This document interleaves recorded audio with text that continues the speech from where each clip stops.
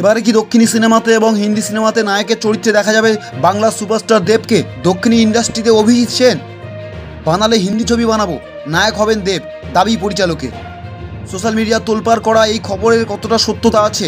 কি জানিয়েছিলেন আনন্দবাজার পত্রিকাকে, কি জানিয়েছিলেন অভিজিৎ সেন? চলুন জেনে নেব এই নিয়ে আমাদের বিস্তারিত রিপোর্ট বিনোদন আড্ডা। বেশ কিছুদিন ধরে চলিপাড়ায় গুঞ্জন, সাফল্যের সঙ্গে বাংলা ছবি পরিচালনার পরে নাকি দক্ষিণী বিনোদন দুনিয়ায় পা রাখার কথা ভাবছেন পরিচালক অভিজিৎ সেন। সেখানেও তিনি ছবি পরিচালনা করবেন নাকি সিরিজ, তাই নিয়ে বিস্তর চর্চা। দর্শকের একাংশের মতে তিনি বাংলার বড় এবং ছোট পর্দা সামলাচ্ছেন সাফল্যের সঙ্গে, সুতরাং স্বাদ বদলাতে তিনি সিরিজ বানাতেই পারেন। আর একদলের মত তিনি বড় পর্দার জন্য বড় মাপের ছবিই বানাবেন।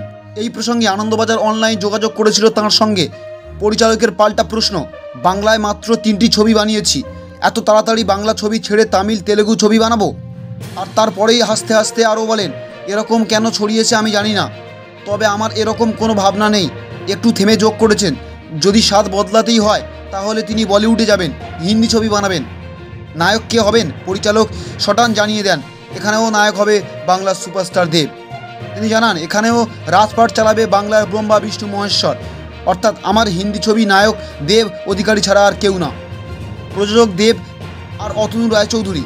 যদিও পরিচালক ভবিষ্যতের কথা ভুলে আপাতত ছোট পর্দায় গানের জনপ্রিয় রিয়েলিটি শো নিয়েই ব্যস্ত। বাংলা সিনেমায় ব্রহ্মা বিষ্ণু মহেশ্বর নামেই পরিচিত অভিজিৎ সেন, অতনু রায়চৌধুরী এবং দেব। টনিক থেকে শুরু করে প্রজাপতি, প্রধান, একের পর এক হিট সিনেমা দিয়েছে বাংলা সিনেপ্রেমী দর্শককে। সুতরাং এই জুটি যে সুপারহিট তা ইতিমধ্যেই পরীক্ষিত। এই জুটির গত বছর ডিসেম্বরের সিনেমা প্রধান সুপারহিট হয়েছিল।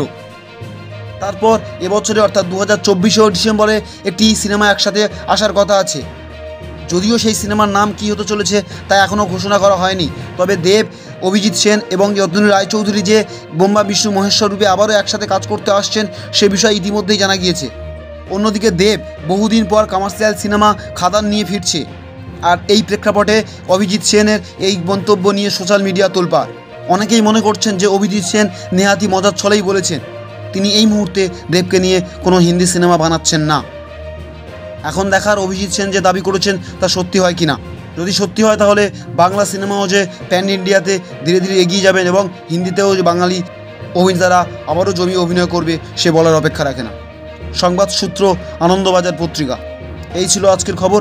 আরও বিস্তারিত খবর দেখতে চোখ রাখুন আপনার পাশের খবর, আপনার ঘরের খবর, আপনার খবর চ্যানেল। ধন্যবাদ।